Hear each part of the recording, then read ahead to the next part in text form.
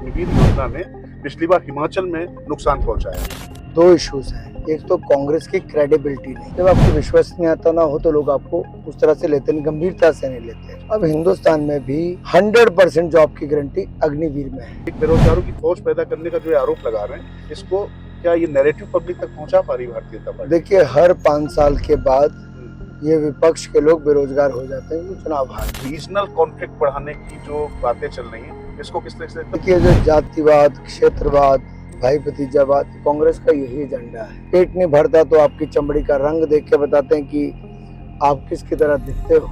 अंग्रेजों ने इस पार्टी को बनाया, खुद तो चले गए लेकिन अपनी मानसिकता देकर, सोच देकर चले गए।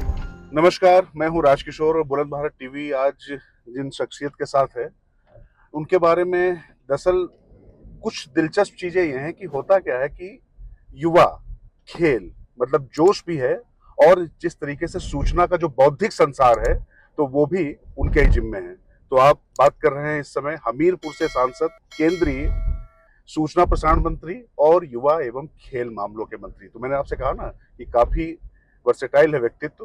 तो अनुराग जी, पहले तो आपको 5वें जो टर्म के लिए जो आप चुनाव लड़ने जा रहे हैं उसके लिए बुलंद भारत टीवी की तरफ से पहले शुभकामनाएं। और हमसे आपका बात करने स्वागत हिमाचल की देवभूमि और वीरभूमि में। धन्यवाद। मैं अभी सुन रहा था आपको, मैंने आपने जाखो में भी देखा, हमने वहां पर भी किस तरीके से आप लोगों से संपर्क कर रहे थे, आप पब्लिक से भी आप गाइड कर रहे थे। मैंने एक बड़ी दिलचस्प चीज देखी कि यहाँ पर आप योजनाओं को भी गिना रहे थे और योजनाओं के साथ गिनाते गिनाते जो केंद्रीय मुद्दे हैं, यहाँ स्थानीय मुद्दे नहीं, आप अग्निवीर को लेकर जिस तरीके से आपने एक्सप्लेनेशन दिया, क्योंकि हमारी जो दिल्ली में बैठे हुए जो तमाम जो सो कॉल्ड बुद्धिजीवी हैं उनको लगता है कि अग्निवीर योजना ने पिछली बार हिमाचल में नुकसान पहुंचाया, लेकिन जो आप योजनाएं बता रहे हैं तो उस पर पब्लिक का रिस्पॉन्स अलग था। तो ये अग्निवीर क्या आपको लगता है वाकई खतरा अभी टला नहीं है, मतलब भारतीय जनता पार्टी के लिए चुनावी तौर पर? देखिए, दो इश्यूज हैं। एक तो कांग्रेस की क्रेडिबिलिटी नहीं है, जब आपकी विश्वसनीयता ना हो तो लोग आपको उस तरह से लेते नहीं, गंभीरता से नहीं लेते। कारण क्योंकि जब से देश आजाद हुआ, जब जब रक्षा सौदे हुए, कांग्रेस के दलाली खाने के गंभीर आरोप लगे और सबूत सामने आए। नेहरू जी का जीप घोटाला हो, राजीव गांधी जी का बोफोर्स घोटाला हो, और उसके बाद इनके अगस्ता वेस्टलैंड से लेके सबमरीन घोटाले से लेके न जाने अंतरिक्ष निवास कितने घोटाले हुए। अब सवाल ये होता है कि इन्होंने सेना के लिए किया क्या। इन्होंने ना 1 रैंक 1 पेंशन दिया था और सेना का मनोबल भी गिराया जब उनके शौर्य पर प्रश्न चिन्ह उठाया। चाहे बालाकोट की बात हो, डोकलाम की बात हो, कांग्रेस ने प्रश्न चिन्ह खड़ा किया सेना के शौर्य पर। दूसरी तरफ मोदी जी हैं जो हर दिवाली सेना के साथ मनाते हैं, सेना का मनोबल बढ़ाने के लिए डोकलाम तक चले गए और यही नहीं, सेना के लिए लेटेस्ट हथियार दिए, ब्रह्मोस मिसाइल दी, लड़ाकू विमान दिए और हमारे INS विक्रांत युद्धपोत और तेजस जैसे एयरक्राफ्ट ये हमने खुद हिंदुस्तान में बनाए, आत्मनिर्भर भारत उसमें किया। अब आते हैं अग्निवीर पे। अग्निवीर क्यों चाहिए? दुनिया भर में तो फौज की एज है वो एवरेज एज को थोड़ा कम रखा जाता है। अब हिंदुस्तान में भी 100% जॉब की गारंटी अग्निवीर में है। मान लीजिए 100 लोग सिलेक्ट हुए, 100 के 100 सेना में अपनी सेवाएं देंगे 4 साल के लिए। 4 साल के बाद 25% कंटिन्यू करेंगे, चलते रहेंगे और 75% जो है उनको लगभग 20 लाख रुपया मिल जाएगा एक मुश्त, और उनको अफसर मिलेंगे, केंद्रीय रिजर्व पुलिस बल हो या सेंट्रल PSUs हो या राज्य की पुलिस डिपार्टमेंट्स हो, इन सब में जो भर्ती होती है इसमें कोटा मिनिमम रिजर्व करके रखेंगे इनके लिए, ताकि इनको रोजगार की कोई दिक्कत ना आए। तो आप सोचिए, 4 साल की नौकरी में आपको तनख्वाह भी मिलती है, 4 साल के बाद आपको लगभग 20 लाख रुपया एक मुश्त मिलता है। जिसको अपना व्यापार शुरू करना उसका कोई कर सकता है, जिसको नौकरी करनी है वो वापस आके इन सब जगह पे कर सकता है। तो मुझे तो लगता है सप्लाई डिमांड की अगर रेशियो देखेंगे, डिमांड ज्यादा होगी, सप्लाई कम होने वाली है। लेकिन दरअसल मैं ये सवाल इसलिए पूछ रहा हूँ क्योंकि आपने सुना होगा राहुल गांधी को, अखिलेश यादव को, उत्तर प्रदेश जैसा राज्य जहां पर आप लगातार प्रभारी भी रहे, लगातार आप वहां प्रवास भी करते रहे, बहुत करीब से देखा, वो बार बार जब जा रहे हैं तो लोगों से यही बात कर रहे हैं कि देखिए अभी इन्होंने 4 साल तो की है सेना की नौकरी, और जो पुलिस वाले हैं इनकी तो 3 साल कर देंगे, और कुल मिला के जो वो कह रहे हैं कि जो लोग तैयारी करते थे, इतने साल मेहनत करते थे, प्रियंका गांधी पर भी आप यहाँ पर काफी दिलचस्प तरीके से आपने हमला किया था, वो भी इसको बात करते हैं कि वो कैसे लोग दौड़ते हुए जाते थे, इतना मेहनत करते थे, पसीना बहाते थे, आप उनको जो है पूरी तरीके से 4 साल के बाद बेरोजगार बना रहे हैं। तो एक बेरोजगारों की फौज पैदा करने का जो ये आरोप लगा रहे हैं, इसको क्या ये नैरेटिव पब्लिक तक पहुंचा पा रही भारतीय जनता पार्टी? देखिए, हर 5 साल के बाद ये विपक्ष के लोग बेरोजगार हो जाते हैं क्योंकि चुनाव हारते हैं। फिर ये कभी ईवीएम पे ठीकरा फोड़ते हैं, कभी कुछ और करते हैं, और इसमें सब स्पष्ट नजर आता है कि इनका काम केवल झूठ बोलना, झूठ बोलना, झूठ बोलना है। और इतना ही जादू राहुल गांधी जी के पास होता और इनके परिवार और पार्टी के पास होता, तो भारत में जो गरीबी इतने साल तक रखी, भारत को पिछड़ा रखा है इन्होंने, तो क्यों? वो तो कह रहे हैं खटाखट 8500 देंगे हर महिला के खाते में। देखिए, अगर इतने खटाखट होता तो 1500 रुपये महीना हिमाचल में देने में राहुल गांधी जी के हाथ क्यों काम गए थे? मुंह में दही क्यों जम गई प्रियंका गांधी जी के? जब हम 2 दिन से सवाल पूछ रहे हैं कि प्रियंका जी, आपने घर तो हिमाचल में बना लिया, हिमाचल की बेटी कहती हो अपने आप को, बेटी को 1500 रुपये महीना दिया सुख ने कि नहीं दिया? और 16 महीने के 24,000 मिले तो बाकी बहनों को बताओ कि आपको मिल गए, अगर नहीं मिले तो ये भी बताओ नहीं मिले, और क्यों नहीं मिले ये भी बताना चाहिए। ये कहने के लिए नारा है, लड़की हूँ लड़ सकती हूँ। नेहा का दिन दिहाड़े हत्या कर दी निकाह को मना करने के, इनके हिंदू काउंसलर की बेटी थी। अब उसको न्याय कर्नाटक में नहीं मिला, वो सीबीआई की गुहार लगाती है, प्रियंका गांधी वहां नहीं जाती है। राजस्थान में जब इनकी सरकार थी, सबसे ज्यादा रेप और सबसे ज्यादा हत्याएं राजस्थान में महिलाओं की हुई, ये वहां नहीं गई। और शेड्यूल कास्ट की सबसे ज्यादा वहां पे महिलाओं के साथ अत्याचार हुआ, तब वहां पे नहीं गई। संदेश खाली में ममता बनर्जी जी की सरकार में जो अत्याचार महिलाओं पे, वहां पे नहीं गई। तो कहाँ की लड़की और किसके लिए लड़ सकती है? पर ये लगातार जो कहा जा रहा है कि सबसे ज्यादा तो अत्याचार आप ही लोग कर रहे हैं, और मुसलमान मंगलसूत्र कह रहे हैं कि जब चुनाव हारने लग गए मोदी जी, तो मोदी जी के मंत्री और मोदी जी ये मुसलमानों की बात और ये बंटवारे वाली बात करने लग गए, और इस तरीके से पूरा नैरेटिव चलाया जा रहा है पूरा। क्या देश के सामने कांग्रेस के एजेंडा को नहीं रखना चाहिए? आप मुझे बताइए, मैंने नहीं कहा, कि माननीय डॉक्टर मनमोहन सिंह ने कहा कि देश के संसाधनों पे सबसे पहला हल अल्पसंख्यकों का और मुस्लिम समुदाय का सबसे पहला है। अब मनमोहन सिंह जी कहें कि the first right on the assets of the countries of minorities and Muslim specially, तो वो ठीक है, लेकिन अगर हम उसको विस्तार में बताएं कि इसका मतलब क्या है, कि राहुल गांधी जी आपकी संपत्ति का ब्यौरा इकट्ठा करके उसको इक्वल डिस्ट्रीब्यूशन करने की बात करते हैं। कहते हैं 2% लोगों के पास बहुत पैसा है और बाकी सबको हमने बांटना है। फिर वो कहते हैं कि नहीं, बहुत सारे लोग ऐसे हैं जिनका पैसा है लेकिन बाकियों को देना है। ये मुझे लगता है, वेनेजुएला का अगर आप उदाहरण देखेंगे तो उस देश की आज जितनी बुरी स्थिति है, तो उसके पीछे यही कारण है कि शायद वेनेजुएला मॉडल को लेके यहाँ पर आना चाहते हैं और हिंदुस्तान का बेड़ा गर्क करना चाहते हैं। लेकिन जनता बहुत समझदार है साहब, वो पूछती किसको देना, तो कांग्रेस का सांसद कहता है कि जिसकी 2 बीवियां होंगी उसको 2 गुना देंगे, यानी कि जिसकी 4 होंगी तो 4 गुना मिलेगा भाई। तो एक वाला क्या करेगा? दरअसल इसी तरीके से जब बात थोड़ा सा आगे बढ़ते हैं, एक मैंने देखा कि मोदी जी, या मतलब जो केंद्रीय चुनाव पहले कांग्रेस भी करती तो राष्ट्रीय मुद्दों पर चुनाव लड़ती थी, लेकिन मैंने इस बार एक चुनाव में देखा, कल मैं अजय राय को देख रहा था, वो एक पत्रकार के साथ बात कर रहे थे कि ये देखिए काशी की जो गंगा में जो नाव चल रही है, ये जो चल रहे हैं बड़ी बड़ी जो वो स्टीमर चलने लगे हैं, ये सारे गुजरातियों के हैं। आपको याद होगा तेजस्वी यादव ने, उन्होंने भी कुछ गुजरातियों को कहा था कि बिहारी और गुजराती वाला, ये जो एक रीजनल कॉन्फ्लिक्ट बढ़ाने की जो बातें चल रही हैं, इसको किस तरह से देखते हैं और इसको कैटर कैसे करेंगे? क्योंकि ये मुझे लगता है एक बड़ा चैलेंज है राजनीतिक तौर पे ही, सामाजिक तौर पर तो है लेकिन राजनीतिक तौर पर। देखिए, जो जातिवाद, क्षेत्रवाद, भाई भतीजावाद, कांग्रेस का यही एजेंडा है।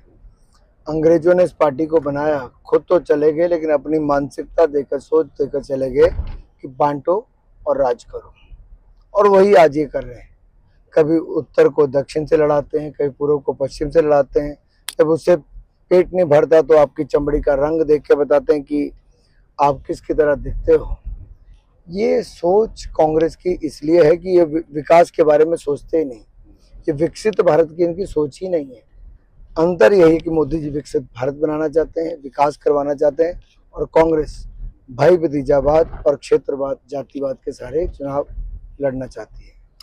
जैसे जो बात अभी जो आप बात कर रहे थे, वो सैम पित्रोदा का ही बयान था, जो बंटवारे वाली जो बात कर रहे थे, संपत्ति के बंटवारे को लेकर, उससे कांग्रेस ने तो अपने आप को अलग कर लिया है। लेकिन कांग्रेस का आरोप यह है कि भारतीय जनता पार्टी इस मुद्दे को जिस तरीके से सांप्रदायिक रंग दे रही है, खासतौर से जो मैंने मंगलसूत्र वाली बात की, बोले ऐसी क्या बात थी। और प्रियंका गांधी तो कह रही है कि मंगलसूत्र तो मेरी माँ का शहीद हुआ इस देश के लिए। जिस परिवार ने सबसे ज्यादा आनंद सत्ता का उठाया हो, देश के सारे संसाधनों पे अपने परिवार का नाम छाप दिया हो, वो कुर्बानी की बात कैसे करता है भाई? क्या बाकियों की कुर्बानी नहीं है? क्या शहीद भगत सिंह हो, उनके सुखदेव राजगुरु, इनकी कुर्बानी नहीं है? क्या चंद्रशेखर आजाद की कुर्बानी नहीं है? क्या नेताजी सुभाष चंद्र बोस की कुर्बानी नहीं है? ऐसे अनगिनत लोग जो लाखों की तादाद में होंगे, उनकी कुर्बानी नहीं है? इस परिवार ने तो 4-4 पीढ़ी ने सत्ता का सुख भोगा है, सबसे बड़े पद पे रहने का काम किया है, और वो इस तरह की बात करते हैं। तो ये जो बार बार, मैं एक चीज थोड़ा मेरे लिए वाकई समझना मुश्किल होता है, ये जो सांप्रदायिकता का जो आरोप मैंने देखा, प्रधानमंत्री मोदी जी लगातार कह रहे हैं कि कांग्रेस ने इस तरीके की पॉलिटिक्स की, और उसको लेकर वो कुछ उदाहरण देते हैं। लेकिन जो सो कॉल्ड सेकुलर दल है, और जो सेकुलर एक जमात भी है, जो मतलब उसमें पत्रकारिता में भी है, बुद्धिजीवियों में भी है, वो लगातार इन सब बयानों को लेकर आपकी पार्टी पर बहुत ज्यादा हमलावर हो रही है कि केंद्र की सरकार को, प्रधानमंत्री जी को ऐसे बयान नहीं देने चाहिए, इस तरीके की बातें कही जा रही है। अनुराग जी, एक ब्रीड है कुछ लोगों की जो इस देश में समय समय पर इकट्ठे होते हैं और एजेंडा के तहत इकट्ठे होते हैं। उनको कभी संदेश खाली नहीं देखता, उनको कभी आतंकवादियों के साथ हाथ मिलाते हुए आम आदमी पार्टी के नेता नहीं देखते, उनकी चुनावी फंडिंग पर उनको खोट नजर नहीं आता, तब वो कहीं नजर नहीं आते, तो वो बिल में चिपके बैठ जाते हैं। लेकिन जब कोई लगता है चुनाव आया, तब सब इकट्ठे मिलकर रणनीति बना के प्रहार करते हैं, लेकिन जनता सब समझती है। अच्छा, चूंकि आप भले ही हिमाचल से आते हो अनुराग जी, लेकिन राष्ट्रीय स्तर पर आपकी पहचान है, और राष्ट्रीय स्तर पर आप पूरे देश में सब जगह जाते हैं। दिल्ली, खासतौर से दिल्ली इस बार कांग्रेस और आम आदमी पार्टी मिलकर लड़ रही है। अरविंद केजरीवाल जेल से आए तो वो इंटरिम बेल पे और सिर्फ चुनाव लड़ने के लिए, लेकिन उसको एक विजय की तरह घोषित किया कांग्रेस ने भी और केजरीवाल ने भी। आपको लगता है कि दिल्ली की जो 7 सीटें लगातार 2 चुनावों से भारतीय जनता पार्टी लेकर जा रही थी, इस बार चुनौती खड़ी हो गई है वहां पर, और केजरीवाल का फैक्टर रहेगा? हमारा काम तो और आसान हो गया। एक तो पहले मैं कहूँ कि हम 7 की 7 सीटों को जीतेंगे। हम एक भी सीट हारने वाले नहीं, 7 की 7 सीटों को जीतेंगे। हमने 7 की 7 14 में भी जीती, 19 में भी, 24 में जीतेंगे। कारण क्या है? एक तो मोदी जी का विकास, दूसरा लोग देश को आगे बढ़ता देखना चाहते हैं, तीसरा ये जो अलायंस हुआ है ये लोगों को पच नहीं पा रहा। कांग्रेस के दिग्गज नेता छोड़ के चले गए, जो अध्यक्ष भी थे वो भी छोड़ के चले गए, तो 2-4 बार के विधायक और मंत्री रहे वो भी कांग्रेस छोड़ के चले गए। वो कहते हैं टुकड़े टुकड़े गैंग के लोगों को कैसे शामिल करवा लिया, और ये आम आदमी पार्टी के साथ गठबंधन कैसे कर लिया। यानी कि जो अराजकता फैलाने के लिए जानी जाती है आम आदमी पार्टी, उसके साथ कांग्रेस का गठबंधन, और कांग्रेस वो जो भ्रष्टाचार की रोदा है, और वहां पर अब तो अरविंद केजरीवाल उनको मात देकर खुद जेल में बैठे हैं भ्रष्टाचार करने के बाद। अब सवाल ये आता है कि इनको वोट क्यों दें? जो नारे लगाते थे country without a post office, एक ऐसा देश जिसका नामो निशान ना हो, और अफजल हम शर्मिंदा हैं, तेरे कातिल जिंदा है, भारत के टुकड़े होंगे 1000, इंशाअल्लाह इंशाअल्लाह। मैं नारों को नहीं भूल सकता। अब देश की राजधानी में बैठ के टैक्स पेयर के पैसे से सस्ती एजुकेशन पाते हो, बढ़िया एजुकेशन पाते हो, और देश के खिलाफ जिहाद की बात करते हो, टुकड़े टुकड़े करने की बात करते हो, और राहुल गांधी उनका जाके समर्थन करते हैं। कितने टुकड़े देश का राहुल गांधी देखना चाहते हैं, और किस टुकड़े पे राज करना चाहते हैं, देश को बताइए ना। अगर सत्ता के लालच में अरविंद केजरीवाल जेल में बैठकर भी कुर्सी नहीं छोड़ रहा, और राहुल गांधी जी टुकड़े टुकड़े भारत के कराने के सोच रहे हैं, तो ये अपने आप में बहुत चिंताजनक बात है। इसी से साथ केजरीवाल पे चूंकि चर्चा हो रही है अनुराग जी, तो केजरीवाल ने, मतलब उनकी पार्टी में क्या हो रहा है वो तो अलग विषय है, लेकिन वो भारतीय जनता पार्टी में सक्सेशन, उत्तराधिकार की एक बात कर रहे हैं। उन्होंने एक नया शिगुफा छेड़ा कि चुनाव जब जीतेंगे तो उसके बाद जो है योगी आदित्यनाथ को हटा देंगे और अमित शाह को बीच में ही प्रधानमंत्री बना देंगे। ये सूचनाएं कहाँ से पहुंच जाती है? अभी एनडीए के पास से, बीजेपी सरकार के पास है, कि अरविंद जी के पास कहाँ से पहुंची जा रही जानकारी? देखिए, जिसको झूठ बोलना तो सारी रात सोचता है कि बोलूं क्या, काम तो कोई करते नहीं, फाइल कोई साइन करते नहीं थे, विकास कोई किया नहीं, किया तो केवल पैसे का दुरुपयोग एडवर्टाइजमेंट पर, अखबारों में छपने के लिए, सड़कों के होर्डिंग पे छपने के लिए। तो ये अपने आप में दिखाता है कि इसके कारण अब इनकी आदत बनेगी शगुफा, कुछ ना कुछ हेडलाइन लेने के लिए झूठ बोलो और आगे बढ़ो। और आप भी मीडिया में से कभी कोई इसको वापस पूछता नहीं भाई ये ऑपरेशन लोटस कहता था, फलाना कहता, धमकाना कहता, 10 बार कहा इसने, कई बार कह दिया जी मेरे 28 विधायक नहीं मिल रहे, और 28 के 28 इसके पास थे। कभी कहा जी विधायक गायब हो गया, अपने घर पे था वो। तो अब मैं बस आखिर में आता हूँ। 2 सवाल मेरे हैं अनुराग जी। एक मैं पूछना चाहूँगा हिमाचल में क्या स्थिति, क्योंकि हिमाचल में एक मैंने चर्चा सुनी कि अगर हिमाचल में 4 की 4 सीटें आती, हालांकि इस बार मंडी सीट को लेकर भी बड़ी चर्चाएं चल रही हैं, कंगना रनौत वहां से चुनाव लड़ रही, उनकी बयानबाजी को लेकर भी कुछ विषय आए हैं, क्योंकि मैंने देखा कि आप तो 5वीं बार सांसद बनने की ओर अग्रसर हैं, लेकिन आपके चुनाव की केंद्रीय धुरी जो है वो प्रधानमंत्री नरेंद्र मोदी और केंद्र के काम थे, लेकिन यहाँ पर प्रत्याशी थोड़ा अपने आप में ज्यादा इन्वॉल्व होते दिखाई पड़े। क्या उसका कुछ नुकसान हो रहा है? और ये कहा जा रहा है कि हिमाचल में चुनाव के बाद सरकार बदलेगी। लोग राज्य की सरकार से बहुत तंग हैं, उनके अपने विधायक बहुत खफा हैं और बहुत आसार हैं कि उनकी सरकार गिर जाएगी। और ये आसार इसलिए हैं कि कोई भारतीय जनता पार्टी नहीं ट्राई कर रही, ये अपने बोझ तले दब जाएगी। उसका कारण क्या है? अहंकार बहुत है साहब, झूठ बहुत है। एक मित्रों की मंडली है, केवल उसी का सब कुछ होता है, कांग्रेस के मंत्रियों का भी कुछ नहीं होता। कांग्रेस के मंत्रियों का भी कुछ नहीं, तो कैबिनेट मीटिंग छोड़ के चले जाते हैं। ऐसी बुरी हालत है कि 16 महीने में विकास के नाम पे कुछ नहीं हुआ। हर कोई कहता है पैसे नहीं, पैसे नहीं, और 28,000 करोड़ का कर्जा लिया। 28,000 करोड़ का कर्जा छोटे से राज्य में 1.5 साल में, ये बहुत सारे सवाल खड़ा करता है कि आगे होगा क्या? होगा यही कि कांग्रेस के लोग छोड़कर आएंगे और एक कांग्रेस की सरकार की विदाई होगी। जहां तक आपने बात की मंडी सीट की, मैं इतना ही कहूँगा, हर किसी की अपनी अपनी रणनीति होती है कि चुनाव कैसे लड़ना है। हो सकता है उनकी वो रणनीति हो, लेकिन हमारे पास सबसे बड़ा एसेट प्रधानमंत्री मोदी जी का करिश्माई नेतृत्व है।